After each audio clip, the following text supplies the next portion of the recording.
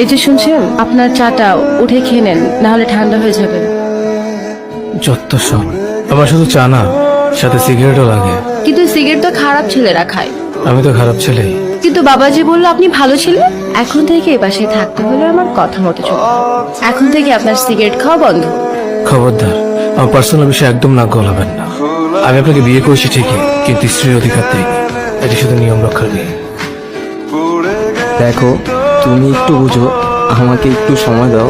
আমি আগে কিছু একটা করি, তারপর আমার ফ্যামিলিকে তোমার কথা জানাই। তারপর যদি তারা না মানে, আমরা পালিয়ে যাব। আমার কিছু ভালো লাগতেছে না। আমি জানি না আমি কি করব। যেই দিন কোনো কিছু করতে পারবা সেই দিন তোমার এই চেহারা নিয়ে আমার সামনে আসবা। তার আগে কোনোদিন তোমার এই চেহারা আমাকে দেখায় না।